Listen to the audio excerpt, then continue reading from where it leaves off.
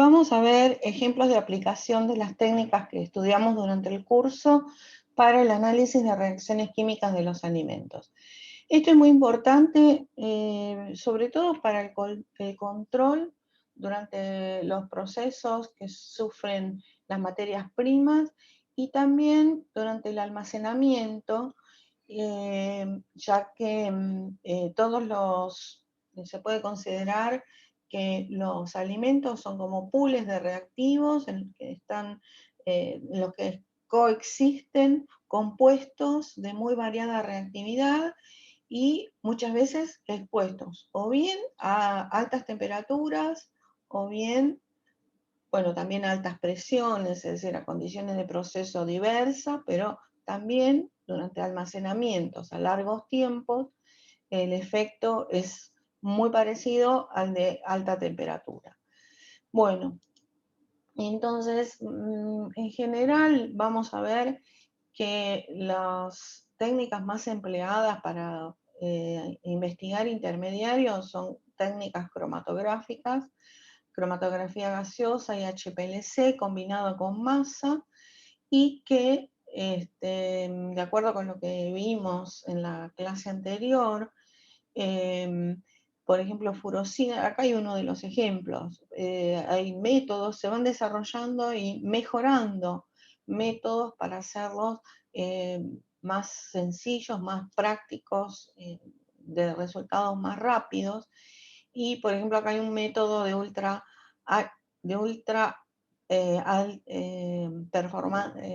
cromatografía líquida de alta performance. Entonces, se desarrolló un método para determinar furosina, que recuerden que es un derivado de la reacción de Maillard después de que se forma el compuesto de Amadori. Eso requiere una hidrólisis para poder investigar el compuesto liberado de la proteína. Esto queda adherido a la proteína y para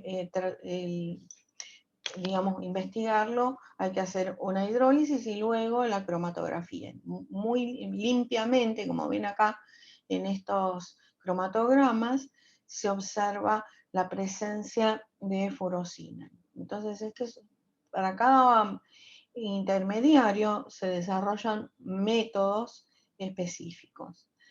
Bueno, entonces vamos a hacer una cosa, vamos a ver de los intermediarios que estuvimos viendo, eh, qué técnicas de las que investigamos en el curso emplear para mejorar las determinaciones. En principio, por ejemplo, en papas fritas,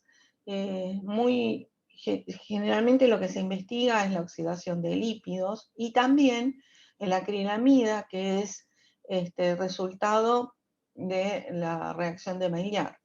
Si recuerdan, ahora vamos a ver la fórmula, pero este compuesto puede ser, como dice acá, sin preparación de la muestra, por microextracción en fase sólida, que ya lo vimos, luego se inyecta en una columna y se obtiene.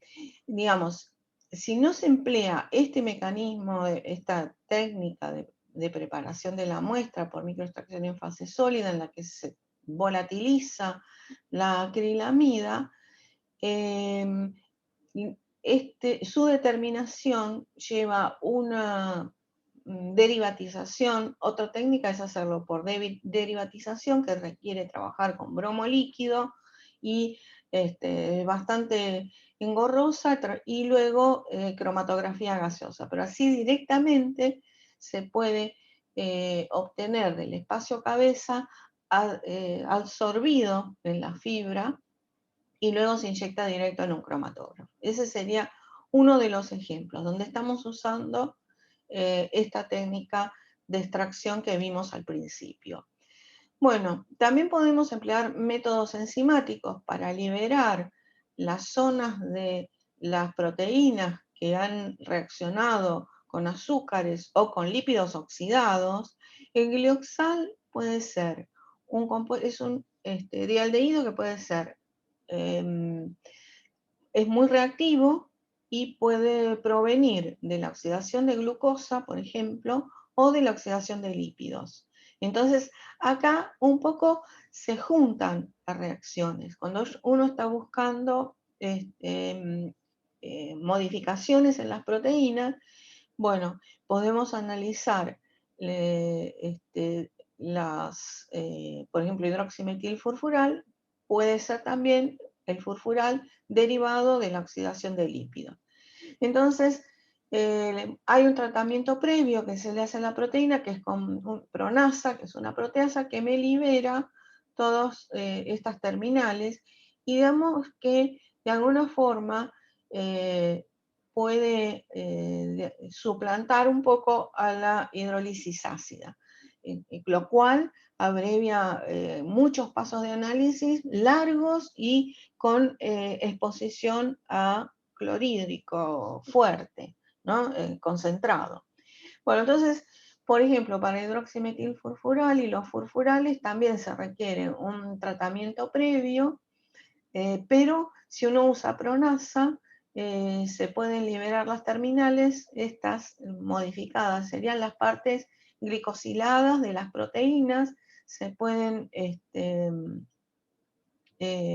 hidrolizar las proteínas y analizar ya sea hidroximetilfurfural, también fluorescencia, que vimos que se generan compuestos fluorescentes, y absorbancia directa. En lácteos, por ejemplo, en dulce de leche o en leches tratadas, se usa este tratamiento con pronasa, que lo que hace es solubilizar las proteínas y liberar, de alguna forma, permitir el análisis de estas terminaciones glicosiladas de las proteínas.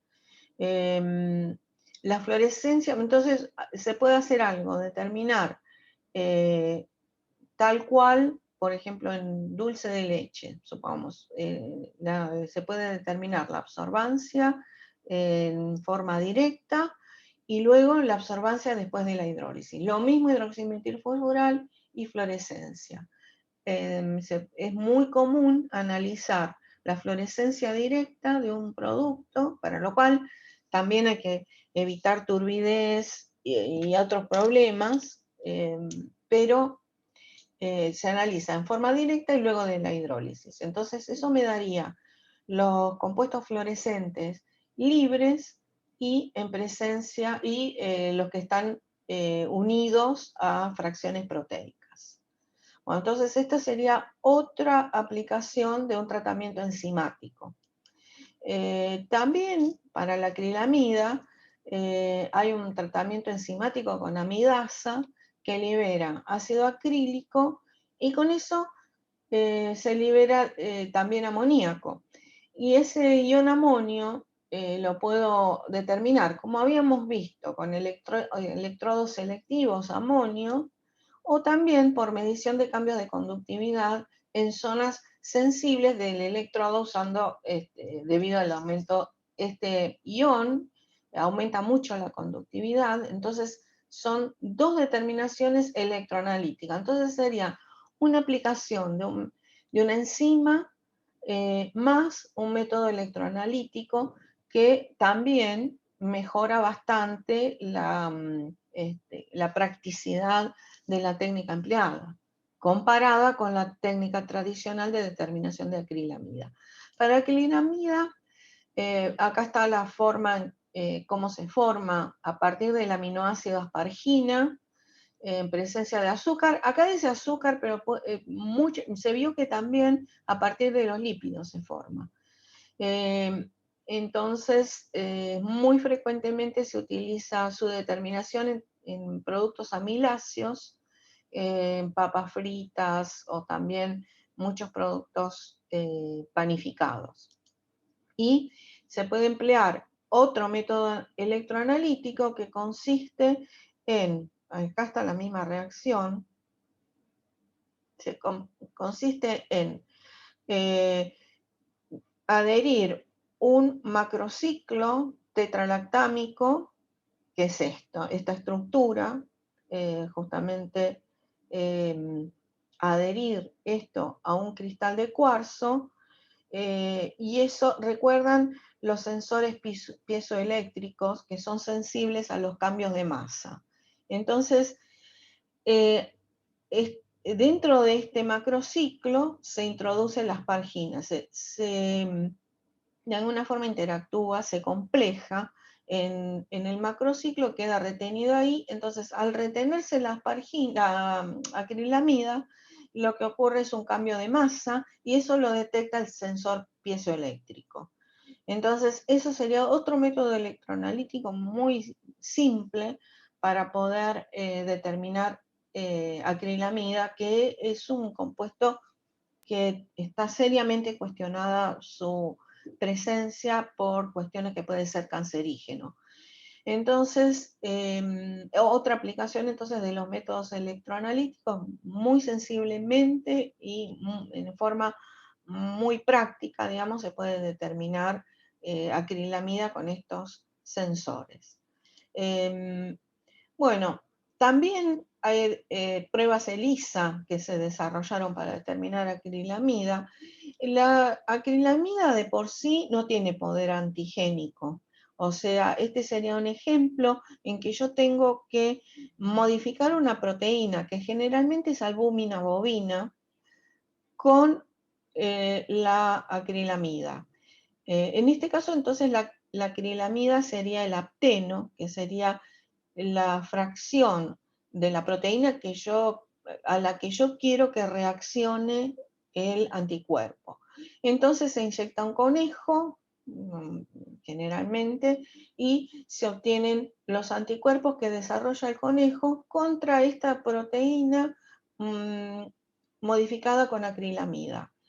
Entonces ahí se obtienen los anticuerpos que responden a esto. Acá han desarrollado un test ELISA indirecto competitivo, porque tengo el antígeno, o sea, la misma proteína esta modificada con acrilamida recubriendo una microcelda las microceldas de la determinación de ELISA, luego le agrego la muestra y el anticuerpo que generé a partir de la inmunización del conejo.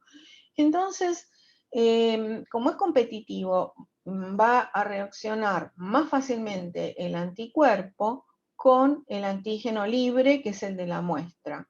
Entonces voy a tener, cuanto la muestra tenga más antígeno, voy a tener menos anticuerpo unido a la microcelda.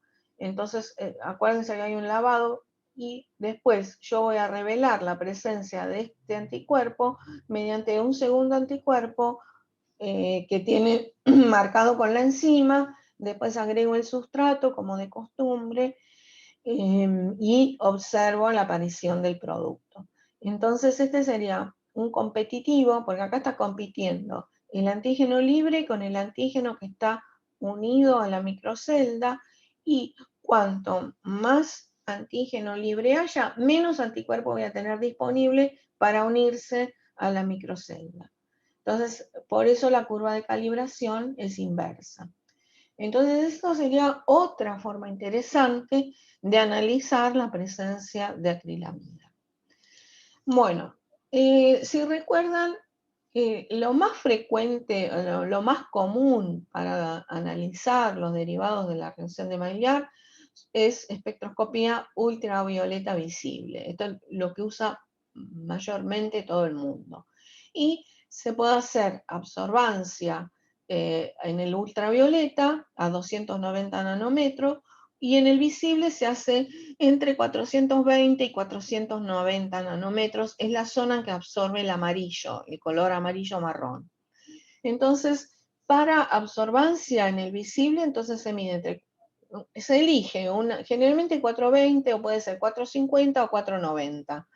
Pero fíjense lo siguiente, que acá tengo el secado al sol de esta fruta china y se va determinando la absorbancia, como les dije antes, luego de clarificar un poco la muestra para que la turbidez no influya o no interfiera en la determinación. Entonces, o bien puedo aplicar el tratamiento con Pronasa y hacer estas determinaciones. Ahí sí queda más límpida la muestra.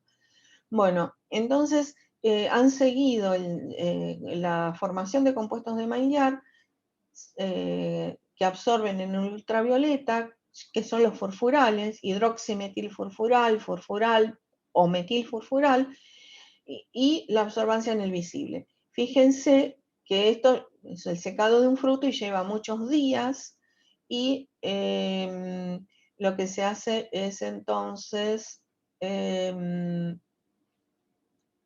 determinar esta absorbancia. Fíjense que en el primer día ya se observa la aparición de esta panza que indica la presencia del derivado de Maillard, un furfural. Y esto, por supuesto, va aumentando con el tiempo. En cambio, la absorbancia en el visible, que representaría el color amarillento, pardo, aparece, se refleja, digamos, netamente a partir del cuarto día. Por lo tanto, siempre es frecuente que aparezca primero la absorbancia en el ultravioleta, y es mucho más sensible. O sea, para determinar en el ultravioleta, tengo que diluir mucho más que para el visible. Bueno, y si uno determinara fluorescencia, más sensible aún. O sea, viene así, lo más sensible es determinar fluorescencia, luego absorbancia en el ultravioleta y luego absorbancia en el visible. Bueno, esta sería entonces la aplicación de ultravioleta visible, que es lo más tradicional para determinar pardeo no enzimático. Los compuestos fluorescentes, como les dije, son otra alternativa, muy sensiblemente se determina. Y acá, por ejemplo, hemos fotografiado en una cámara oscura muestras de suero lácteo control, que es decir, sin tratamiento térmico, y muestras de suero lácteo tratadas térmicamente. Entonces, las muestras control que no tienen el tratamiento térmico se ven opacas, no se ven brillosas, se ve una fluorescencia azul difusa, pero fíjense cómo se ilumina la muestra en la que se desarrolló la reacción de Maillard. Lo que tiene la fluorescencia, que ya lo habíamos dicho, es que es muy sensible su determinación. Y bueno, acá tienen como lo que ocurre para el desarrollo de fluorescencia, que seguramente ya lo han visto. Consiste en la excitación de un electrón de su nivel fundamental a un nivel excitado. Ese pierde luego energía de esta que adquirió acá a través de distintos choques o distintos mecanismos le hacen perder parte de esa energía, y cuando retorna a su estado fundamental, libera la energía, pero a una longitud de onda mayor que la longitud de onda de excitación. Entonces, como perdió parte de energía, esta longitud de onda es mayor que la longitud de onda de excitación. Entonces, la longitud de onda para excitar los compuestos de Maillard es alrededor de 350 a 380 nanómetros. Está en el borde del visible, todavía es visible, está en el borde del visible la longitud de onda de excitación. Y la de emisión es más o menos 450, o sea, 100 nanómetros más, porque al perder energía tiene menor energía y por lo tanto mayor longitud de onda.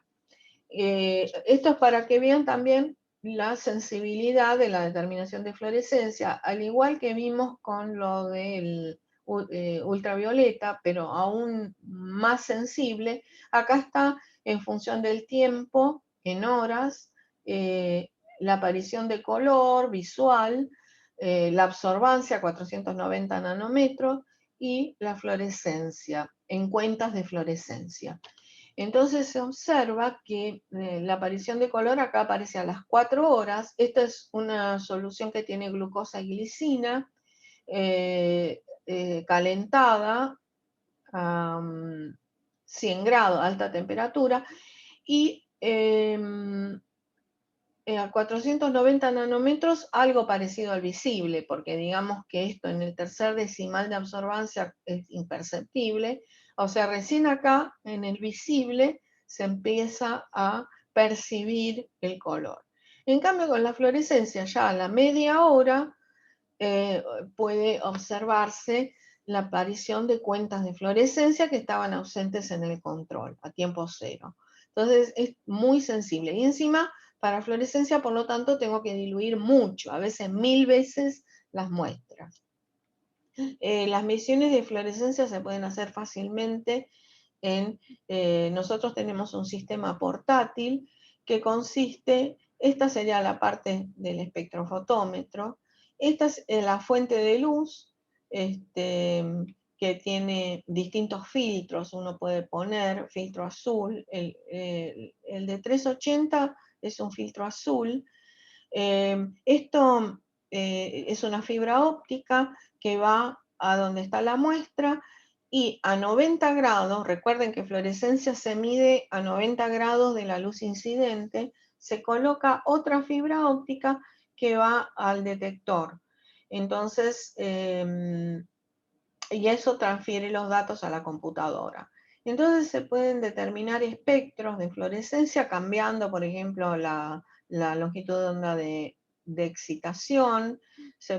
Esto generalmente en función de la longitud de onda de emisión, como ven más adelante. Nosotros veremos más adelante. Nosotros tenemos también este equipo que se intercala acá, en vez de el sistema de las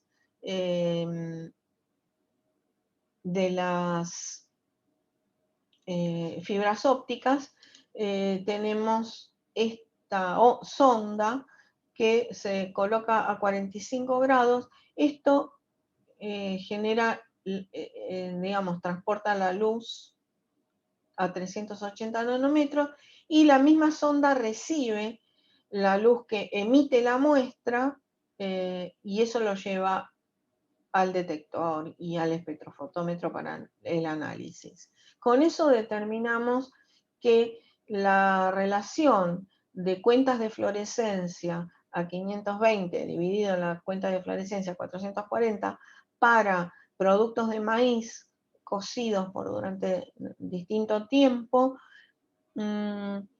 aumentaba linealmente con el tiempo de cocción. Estos son grits de maíz, que son granos de maíz degerminados, a los cuales se los somete a un tratamiento térmico muy largo para generar los flakes, los copos de maíz. Entonces, el primer paso en la formación de copos de maíz, en la producción de copos de maíz, en el método tradicional, consiste en el calentamiento de los grits de maíz con agua para generar la gelatinización total del almidón. Y acá depende del aditivo que se le agrega. Este de abajo son los controles solos, sin ningún azúcar. Acá es agregado de malta, acá es agregado de glucosa y acá es agregado de glucosa y malta. La fluorescencia depende del aditivo que se usa para la cocción. Generalmente a los copos de maíz comerciales se les agrega glucosa y malta. Bueno, entonces eso se puede seguir muy fácilmente. Fíjense, este equipo simplemente consiste en colocar los copos, pero hay un problema. Todo lo que es de superficie, o sea, las determinaciones que se hacen sobre la superficie de un objeto, que en este caso son los copos de maíz, no se puede hacer sobre una superficie irregular, porque afecta la superficie. Entonces lo que hacemos nosotros es molerlo y homogeneizar y aplastarlo. Es decir, una superficie lisa, logramos una superficie lisa. Hacemos una pastilla con los copos de maíz y eso lo sometemos a luz ultravioleta, a la luz de 380 nanómetros, que es visible. Entonces, en la relación entre la cuentas de fluorescencia a estas dos longitudes de onda, vimos que con eso podemos determinar la evolución de la reacción de Maillard durante la cocción de los copos. Bueno, entonces es un método muy práctico y que nos da bastante idea de cómo va el proceso. Entonces, acá son las típicas curvas de fluorescencia donde uno grafica intensidad de fluorescencia en función de la longitud de onda. Acá está, cuando uno excita a 280 nanómetros y mide el pico de la emisión está en 340, esto corresponde a la fluorescencia debida al triptofano. Si recuerdan, las proteínas tienen parte de los aminoácidos que son fluorescentes y esta fracción, esta fluorescencia en estas longitudes de onda también es importante porque uno puede tener idea de cómo está la estructura de la proteína. Por lo tanto, por ejemplo, acá, durante el proceso de calentamiento por distintos tiempos, vemos que la fluorescencia aumenta, la fluorescencia del triptófano aumenta al aumentar el tiempo. Hay veces que es al revés, que la fluorescencia del triptófano disminuye. Esto depende de cómo se doble la proteína, cómo se despliegue y cómo se vuelva a plegar la proteína. En este caso, aparentemente se despliega dejando sus zonas no polares hacia afuera, por eso se determina más fácilmente. O sea, esta absorbancia no tiene nada que ver con Maillard, pero nos da idea de cómo está la proteína. Y esta sería la de Maillard, y fíjense, si uno grafica intensidad de fluorescencia en función de la longitud de onda, el máximo está más o menos 450, cuando se excita a 380. Y acá sí, netamente siempre la fluorescencia va aumentando en esa zona. Entonces es importante que la fluorescencia debida a la reacción de Maillard, que se sabe que ocurre en esta zona de longitudes de onda, queda separada de la emisión o excitación de fluorescencia debido al triptofano. Entonces uno podría analizar los dos fenómenos en forma separada. Entonces esto también es bueno. Entonces esto se puede hacer con fluorescencia de superficie, que es un método muy práctico y cómodo, pero tiene menos sensibilidad. La otra forma es solubilizar las muestras, hacerles un tratamiento enzimático o algún tipo de tratamiento que logre solubilizar toda la fracción de proteína y a eso medirlo en una cubeta, o sea, en solución. Bueno, entonces esto es una medición muy interesante y muy sensible. Aparece entonces esto antes de que aparezca el color.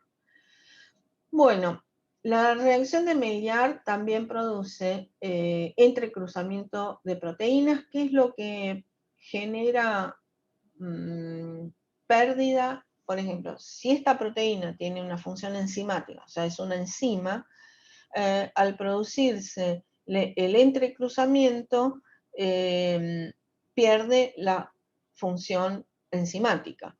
También puede perder solubilidad y también afectar de esa forma la textura o también todo tipo de funcionalidad puede perderse. Una vez que se entrecruza con otra, entonces acá está esquematizada la reacción de Maillard de una forma bastante interesante.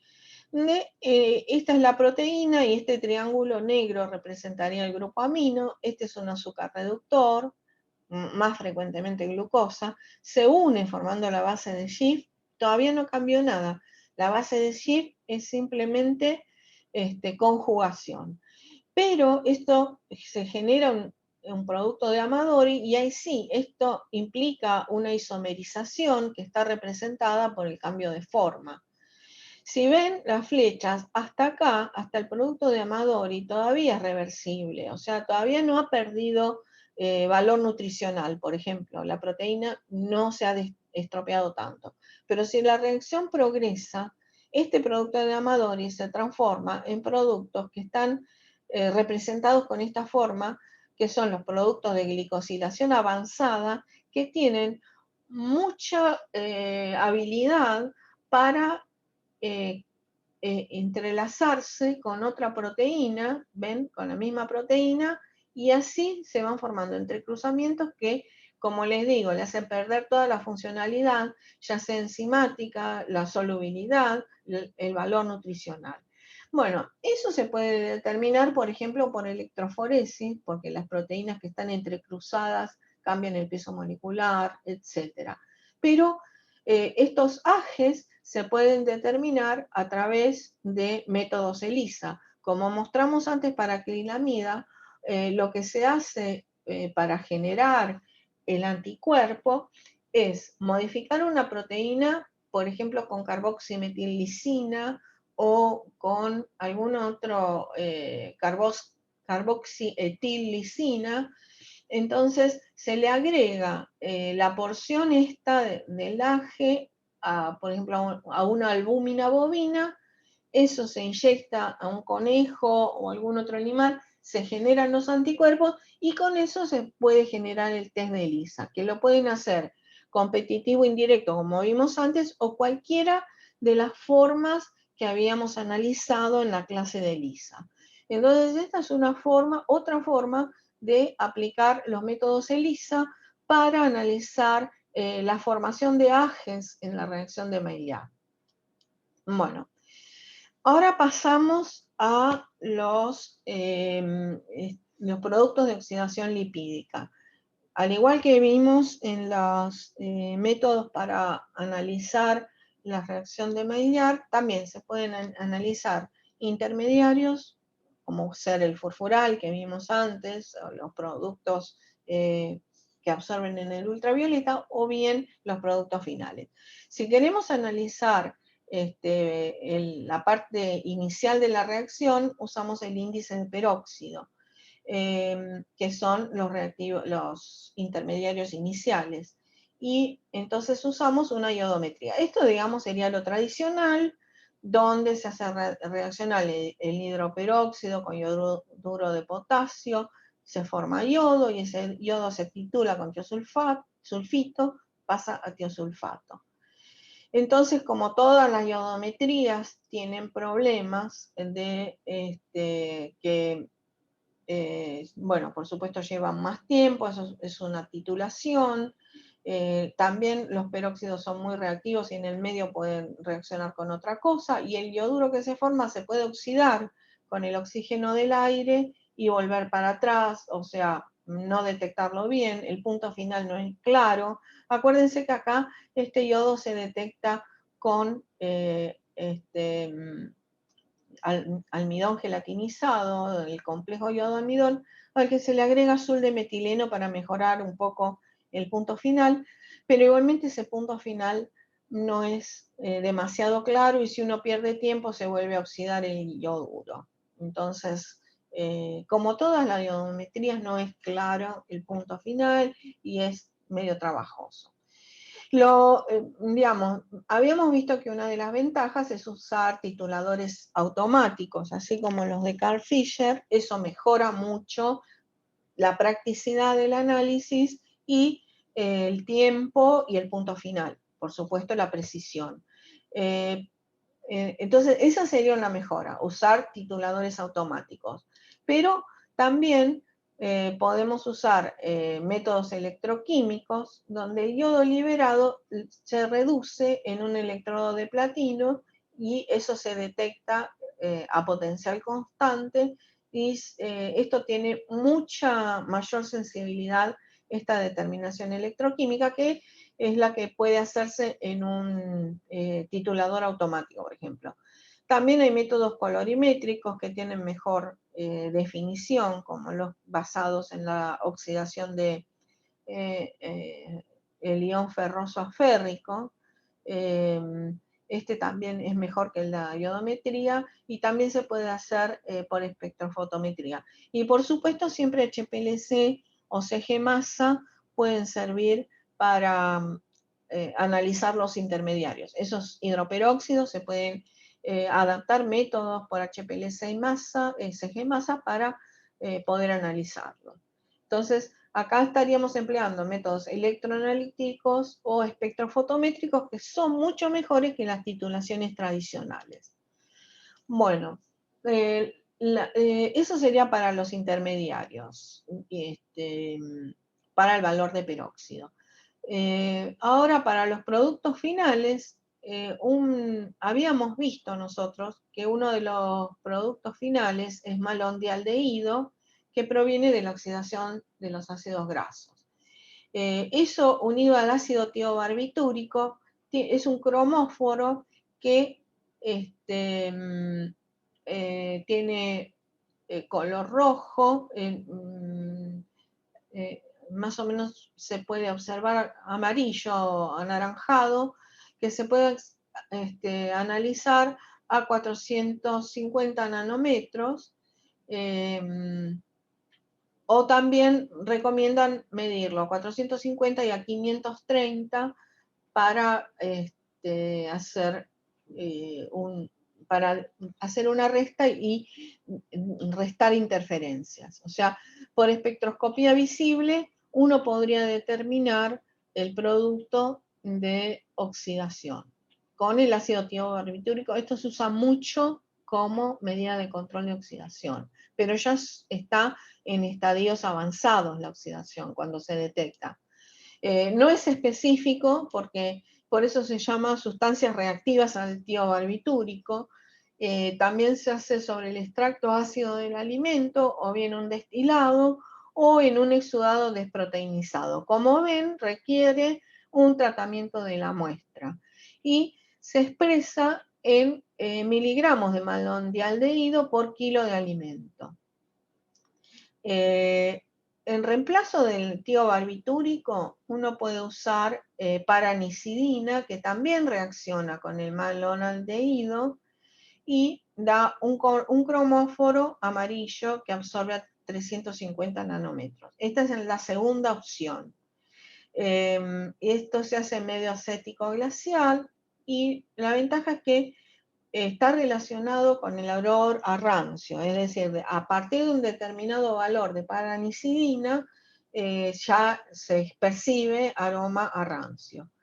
Bueno, este test de paranicidina se usa mucho y se emplea en distintas normas, como por ejemplo farmacopeas de la Unión Europea, de los Estados Unidos, o en la Sociedad de Químicos de Aceites o de Químicos de Alimentos y en el AOAC. O sea, esto es para mostrarles que es una reacción que antes no se le daba tanta importancia, pero se han creado equipos especiales que son espectrofotómetros, pero ya vienen adaptados para hacer la medición más en forma más práctica, más directa.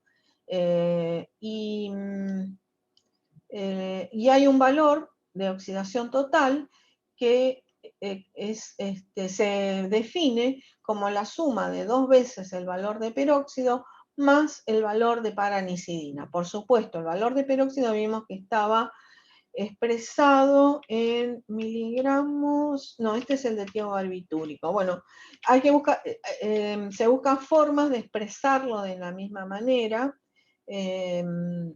y sumarle el valor de paranicidina. Entonces eso se llama oxidación total.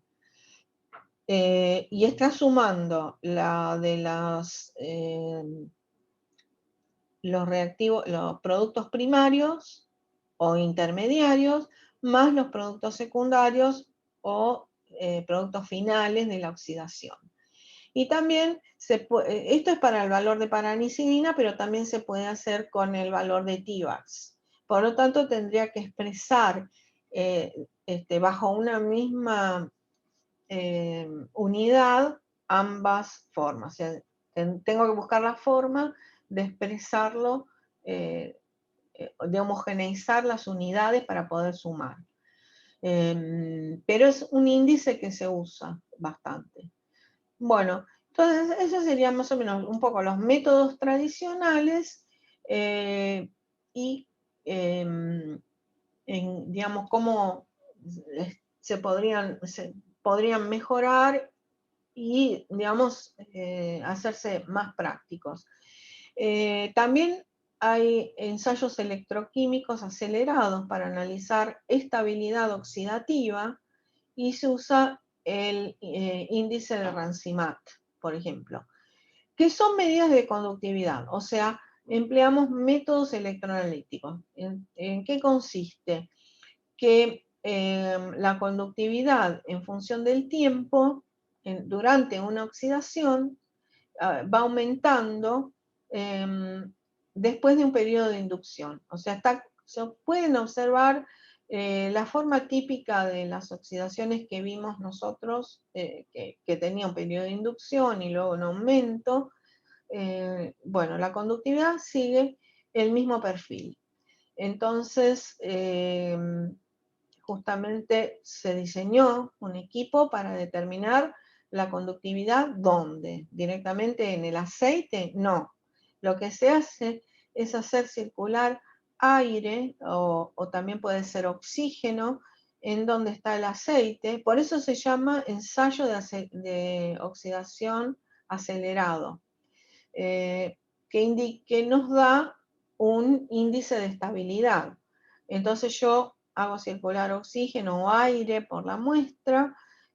Acá se van a liberar volátiles, todos los volátiles, los aldehídos, los alcoholes, todo lo que se libera, se hace burbujear en agua.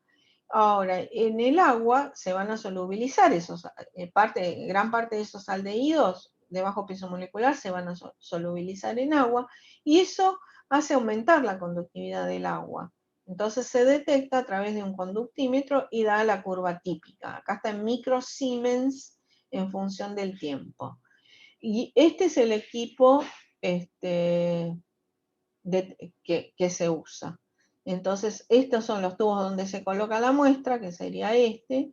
Acá se hace burbujear en agua y bueno, y eso está conectado adentro y eso es siempre, como siempre, manejado con una computadora. Entonces, son estas curvas las que da y fíjense que uno puede medir el periodo de inducción y también la diferencia de conductividad a las 16 horas o a las 8 horas. Entonces, las condiciones operativas uno puede elegir hacerlo a 98 grados o a 120 grados con un determinado flujo de aire. Más o menos se usan 5 o 10 gramos de muestra y nos da el tiempo de inducción y la variación de conductividad a esta hora, que digamos a 16 horas o a 8 horas. Si se hace en la menor temperatura, se hace por 16 horas. Como ven, es mucho tiempo. Pero, ¿qué pasa? Que a 120 grados se usa para analizar estabilidad en la cocción o en la fritura. Pero si uno quiere hacer estabilidad en el almacenamiento, esta es una temperatura muy alta. Entonces se usa 98 grados cuando uno quiere tener un poquito más cerca a la temperatura de almacenamiento, o si no un producto que tiene agua en su composición. Entonces va a depender cuál de las dos condiciones usa, depende de la muestra y para qué lo necesite. Entonces, bueno, da este tipo de curvas y acá, por ejemplo, se obtienen acá está, por ejemplo, en función del tiempo y distintos aceites. Y uno puede analizar acá la estabilidad relativa de distintos aceites. Cuanto antes se desvíe la curva, indica que es más inestable el aceite.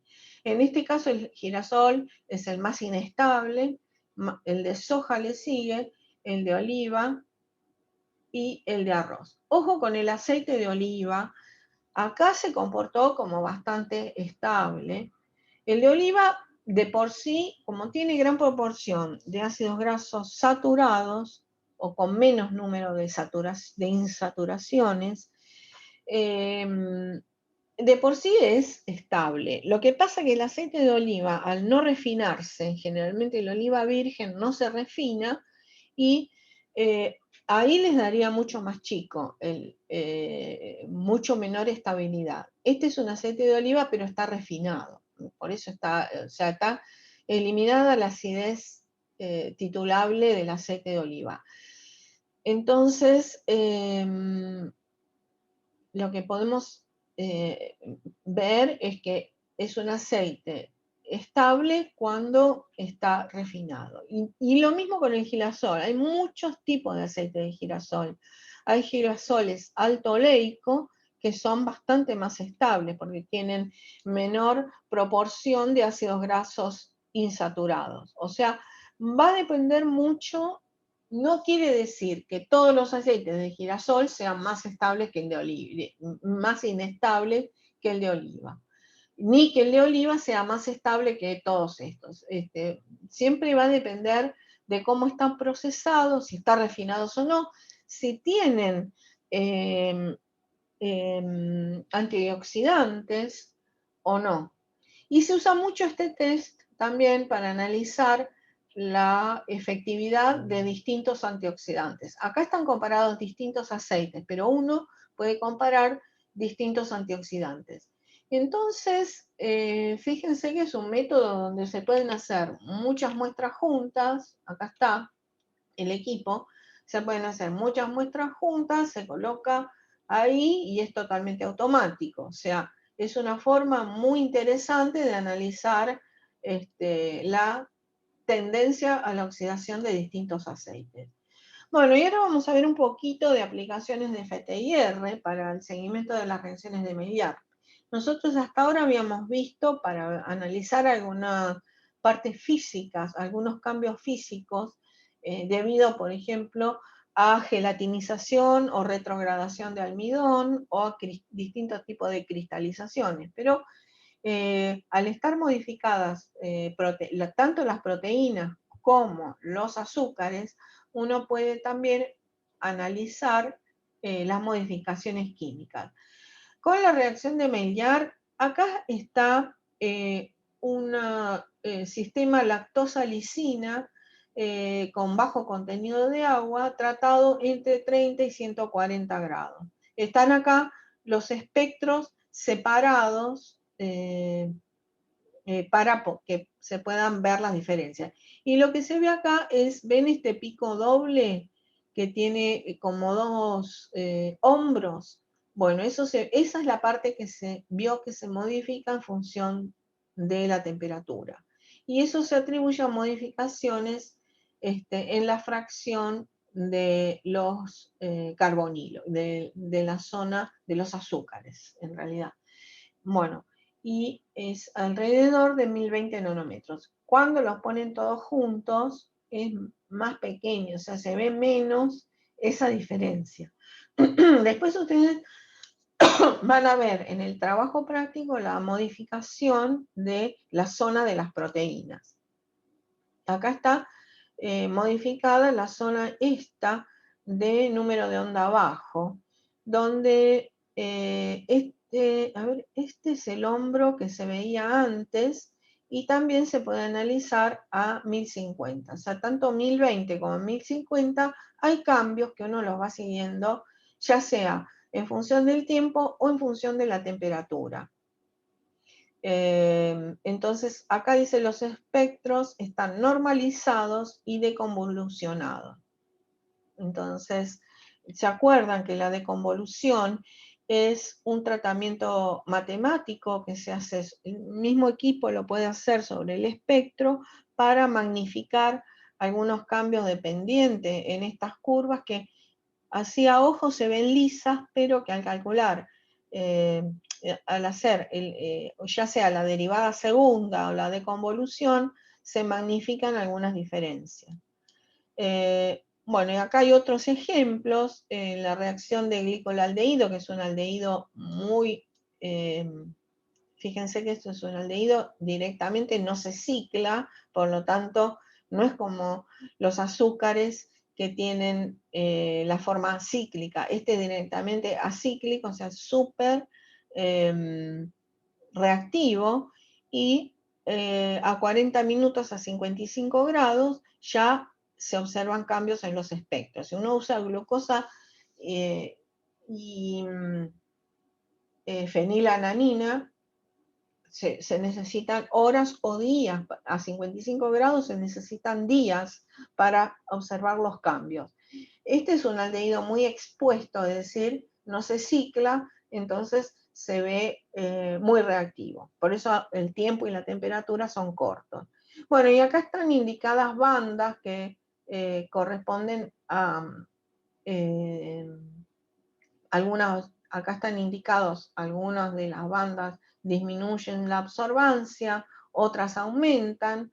La cuestión es que se requiere hacer un análisis exhaustivo. Yo siempre primero recomiendo observar los espectros visualmente y después hacer quizás un análisis multivariado para poder tener una ecuación que me relacione el cambio a distintos números de onda, no usar solo una, sino varios números de onda, y también relaciones entre bandas, que eso genera normalización dentro de los mismos espectros. Bueno, entonces no nos vamos a acordar de memoria qué es lo que sube y lo que baja, pero simplemente pongo como un ejemplo para que vean que los espectros cambian cuando se generan reacciones de aminoácidos con aldehídos, cambian los espectros y uno puede ir siguiendo para cada sistema en particular los cambios que se van produciendo. Esta, por ejemplo, es en un fruto también que se va calentando. Este es el tiempo cero, y a medida que se va calentando observan que se van algunas partes de los espectros, eso es lo que se observa visualmente, se va analizando, ¿no? Esto está entre 3800 y 2500 nanómetros, y esto está entre 1800, entre 1000 y 1800. O sea, y se ve lo mismo, o sea, este espectro que se ve acá muy serruchado, a medida que aumenta la temperatura, que aumenta acá para abajo, se va alisando. O sea que uno podría analizar uno o varias de estas bandas para ir haciendo el seguimiento de la reacción. Entonces, como vimos nosotros con el ATR, con tener un polvo del producto que estamos analizando o una gota, vamos a poder observar esos cambios. Bueno, y acá hay otro ejemplo más, en donde es un subproducto de calamar hidrolizado. Ahora, ustedes van a ver que surgen muchos trabajos en donde emplean subproductos de procesamiento de, por ejemplo, en este caso, de calamar.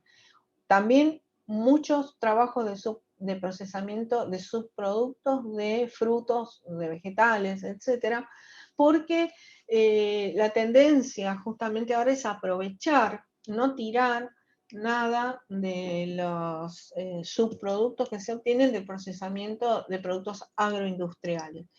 Entonces, bueno, y acá lo que observaron es un cambio en esta zona, 3.400 centímetros a la menos uno, y muchos cambios en esta otra zona, o sea, la reacción. Acá no están las condiciones de tratamiento, pero ese subproducto de calamar hidrolizado. Piensen que ahí en la hidrólisis se liberan muchos aminoácidos, quedan muchos aminoácidos libres expuestos, y eso acelera mucho, o sea, va a ser mucho más reactivo el calamar hidrolizado, donde se ha hidrolizado, lo que se hidroliza es la proteína, que la proteína original, porque tiene muchas más terminales de grupos amino. Entonces se hace más reactivo, y ahí lo que ocurre es, al revés que en el caso anterior, les diría, aumenta el número de picos en esta zona entre 1070 y 1600 nanómetros. Entonces acá están marcadas las dos zonas donde cambian mucho los espectros.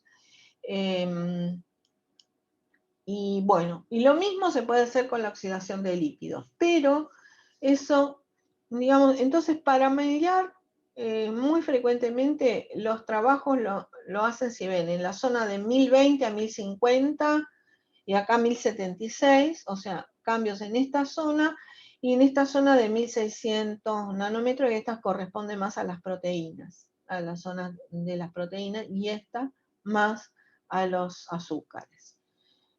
O sea, eso es lo más frecuente. En lo que sí que según el sistema, si ustedes ven acá, aparecen nuevos picos, y acá, lo que pasa que es una cosa, esto es absorbancia y esto es transmitancia. Eso tienen que tener mucho cuidado. Estos son porcentajes de transmitancia.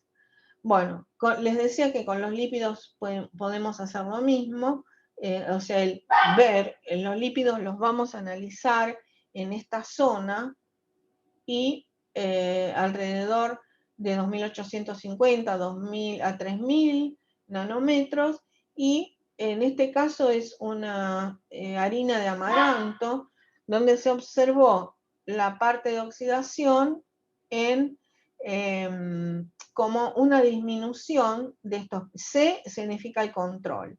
Y esto es distintos tiempos de tratamiento produjeron un aumento en la reflectancia, quiere decir disminución de absorbancia en estas zonas que corresponden a los lípidos. O sea, ahí también se pueden ir siguiendo.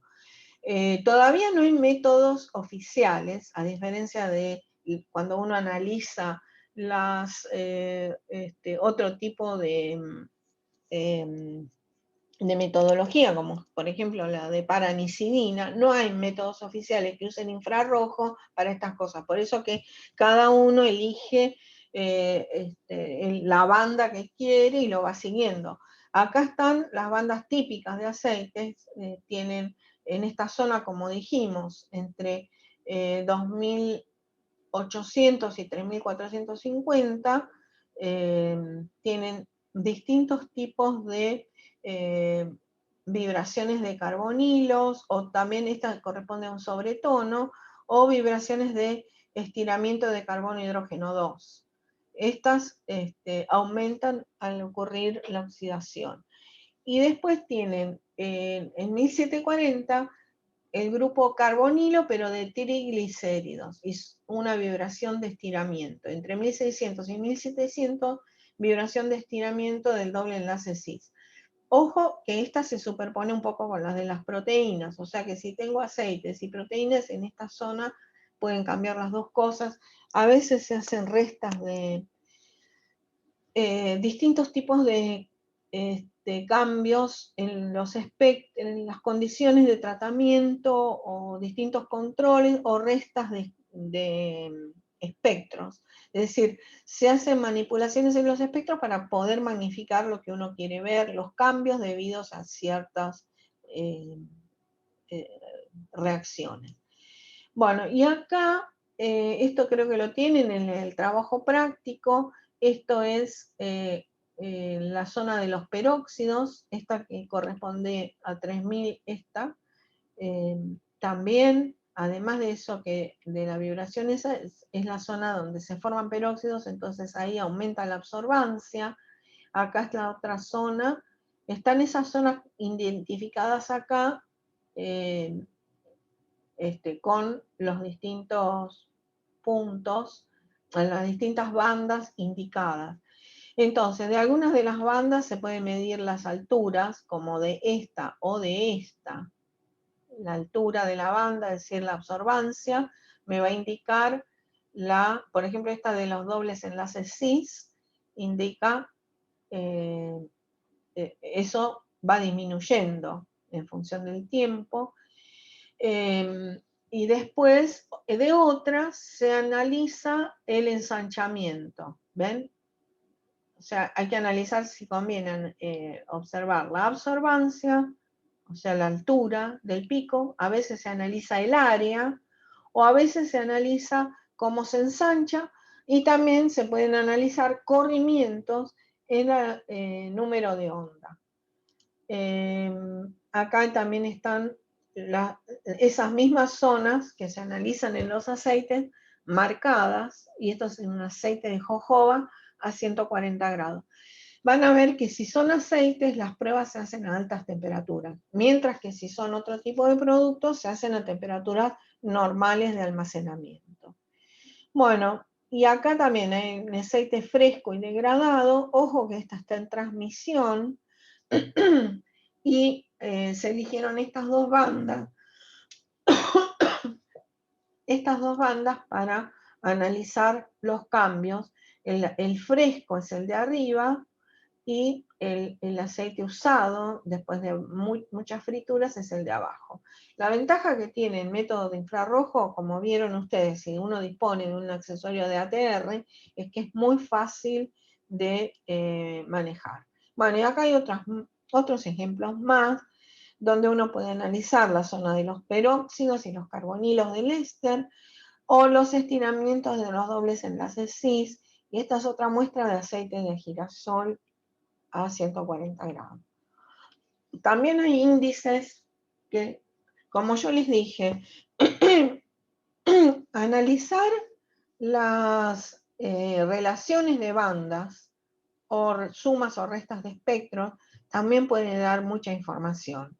Entonces, para observar el índice de los dobles enlaces cis, se ha propuesto este índice: analizar la absorbancia a 3006 centímetros a la menos 1, dividido la suma de absorbancias a estos dos números de onda.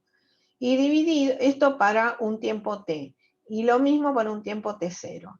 O sea, para condiciones originales está lo de abajo, y para las condiciones que yo quiero comparar está lo de arriba. Y la proporción de trans es la absorbancia 970 sobre la absorbancia 1465 más 970. Esto es muy importante porque da la proporción de dobles enlaces trans, ¿no? Al oxidarse, la proporción de cis disminuye y la de trans aumenta. Entonces, esto es interesante porque son índices que combinan áreas o también absorbancias. O sea, esto puede ser que uno mida áreas o absorbancia. Algunos prefieren medir áreas. Nosotros en general usamos las absorbancias. Bueno, y por último tenemos DCC, que nosotros también lo vimos para cambios físicos, pero lo podemos analizar para ver cambios químicos. Entonces, este es un producto lácteo que tiene caseína y lactosa, y en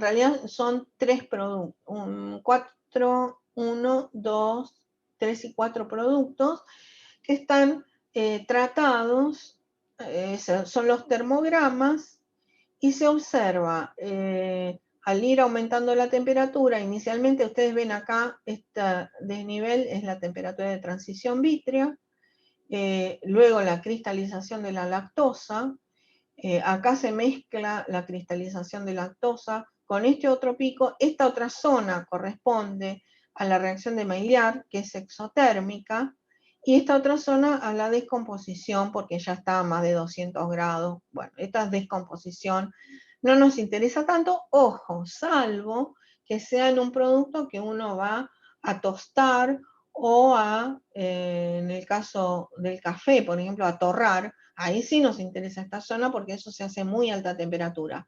Pero digamos que esta zona 2, que corresponde a la reacción de Maillard, yo la puedo ir siguiendo también a través del DCC. Entonces me indica con la tendencia a la reactividad de los distintos sistemas. Por ejemplo, acá el sistema 1 y el 2 se ven mucho más reactivos a la reacción de Maillard que este 4 y el 3, ¿no? Bueno, entonces recordar que la reacción de Maillard es exotérmica, no se va a ver un pico tan lindo como una cristalización, es medio aplastada, pero digamos, es otra forma de ver esa reacción. Y también la oxidación de lípidos la puedo ver en el DSC. Acá están comparados también flujo de calor en función de temperatura para dos muestras de distinta masa. Entonces, acá se analiza la temperatura a la cual ocurre este apartamiento de la línea de base y depende del tamaño de la muestra. ¿Por qué? Porque acá lo que queda expuesto al aire va a ser lo que esté más oxidado. En la muestra de 3 miligramos va a haber más proporción de masa expuesta. Por lo tanto, voy a tener mayor tendencia a la oxidación. Y acá a más masa en proporción va a haber menos tendencia a la oxidación. O sea, es algo para tener en cuenta que la cantidad de aceite que uno pone para medir el inicio de la oxidación, la temperatura de inicio de oxidación, influye. O sea que hay que medir siempre en condiciones normalizadas de masa. Entonces se observa este apartamiento de la línea de base, que se llama OOT, sería el onset de la temperatura, onset de temperatura de oxidación y la temperatura del pico. Son los dos parámetros que se analiza cuando uno hace un termograma dinámico, o sea, en función de la temperatura. También puede elegir hacer un termograma isotérmico y hacerlo en función del tiempo. Entonces acá está, en función del tiempo, que es este. Primero se hace un calentamiento en nitrógeno, esta sería la corrida dinámica, y acá lo que voy a obtener es el tiempo de inducción, ¿no? Luego le pongo oxígeno y ahí me va a dar el tiempo de inducción. Y en función de la temperatura me da la temperatura de oxidación. Cuanto más grandes sean los dos, quiere decir que es más estable el aceite. O sea que acá puedo sacar temperatura y tiempo de inicio de la oxidación, y también se usa calcular el pico de la oxidación si se ve bien como en estos, por ejemplo. O sea que esto también me aporta muchos datos con el calorímetro, más que los de la reacción de Maillard. La reacción de Maillard todavía no está muy usada para analizar esto, pero el DCC sí. Bueno, después esto es como una miscelánea, digamos que es típico de nuestro grupo que trabajamos en esto, pero que hemos relacionado la curva que ustedes conocen de la reacción de Maillard con la movilidad del agua y de protones, de acuerdo a las poblaciones que se obtienen por Field, por Hahn, que es una secuencia, ¿se acuerdan? Una secuencia de, se da un pulso y después 90, un pulso de 90 grados, y se observa cómo decae la señal. Entonces, lo que observamos, y después está CPMG, que se dan pulsos secuenciales de 90 y 180 grados. Ahora, entonces, ¿esto qué marca? El contenido de agua en la humedad relativa, y esto también está superpuesta en la isoterma de sorción y distintas zonas que indican, por ejemplo, esta es la humedad, la primera verde indica la humedad de monocapa, donde se ve la población de FID, de RMN, y la primera población de Han. Cuando se inicia el pardeo, aparece la segunda población de Han, porque acá se ve una sola población de protones, ya sea por FID o por Han. Acá se ve la segunda población de Han, aparece en esta zona donde aparece notoria la velocidad de pardeo. En la zona de máximo pardeo está la primera población de Han y ya puedo empezar a medir por CPMG, porque si hay poca movilidad no puedo medir por CPMG porque terminan de relajar antes de la secuencia de los pulsos. Y por último, aparece en la última zona, en el DCC, aparece agua congelada, que indica que ya hay agua móvil, y también aparece la segunda población por CPMG. O sea que uno podría relacionar la curva de velocidad de pardeo no enzimático con la movilidad de los protones. Bueno, esto es una cosa extra, muy típico de cosas de investigación. Nadie está usando esto en este momento, pero se los cuento porque podemos relacionar también fenómenos que observamos, la explicación que dimos de las curvas, a partir de la movilidad de los protones. Por ejemplo, acá vemos que son protones totalmente inmóviles, que están en estado sólido cuando todavía no aparece el Browning, y cuando aparece el Browning es que ya tenemos cierta movilidad, más movilidad en esta zona, pero luego cuando la movilidad es muy alta, cae porque el agua ya empieza a estar en exceso, inhibiendo la reacción. Bueno, después los indicadores de las etapas finales las vamos a analizar por color. Bueno, podemos, como les dije, esto es en estado líquido y esto es en papas fritas, por ejemplo. Se hacen cartas de color, de grado de fritura o de puntos finales de cocción, pero nosotros vamos a analizar el tema color después. Lo más común es solubilizar, por ejemplo, en el caso de papas fritas, si uno solubiliza la muestra y mide la absorbancia de esos solubles que logró sacarle la turbidez, podría analizarlo, pero no tiene nada que ver con lo que percibe el ojo humano. Estoy haciendo un análisis. En cambio, cuando a medida de color, que vamos a ver en la próxima clase, se establece una relación con lo que percibe el ojo humano. Bueno, tanto en la reacción de Maillard, que es esta, es una reacción de Maillard pura, ven los cambios de color, primero son amarillentos y después más rojizos, como en la oxidación de lípidos también se produce cambio de color y se va oscureciendo. Estos son ciclos de freído o de fritura. Cuando se le agrega romero, se retarda un poquito, se aclara un poquito el color del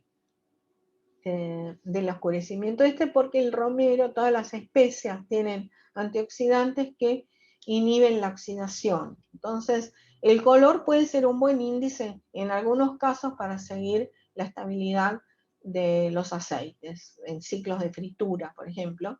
Entonces, este tema lo vamos a ver la clase que viene. Y por último, cuando analizamos los factores que afectan las reacciones, tenemos la presencia de inhibidores o catalizadores, la naturaleza de reactivos lo vimos para ambos, para la reacción de Maillard y para la de oxidación de lípidos, el pH, la temperatura también afecta a ambos, la presencia de prooxidantes, AW y contenido de agua, la presencia de sales, la presencia de presión parcial de oxígeno. Esto inhibidores o catalizadores está repetido, y lo que quería hacer hincapié, por eso está señalado así con la flecha, es la de transiciones de fase y estado, porque no, en general no se tiene en cuenta, y vean que cuando algo cristaliza en el medio, los cristales se separan como algo inerte. Ya, por ejemplo, el cristal de agua que congela, el agua ya queda parte de la muestra. El cristal de lactosa que cristaliza en un sistema lácteo también queda parte de la muestra, y el resto de los compuestos se concentra en la fase no cristalizada. Entonces, muchas veces las cristalizaciones, inclusive en los congelados, acelera las reacciones. Eso es para tener en cuenta, porque cuando hay una transición de fase en el medio, cambia toda la cinética de las reacciones. Entonces, esto no lo tiene en cuenta casi nadie, pero hay que tenerlo en cuenta. Bueno, entonces, por el momento dejamos acá.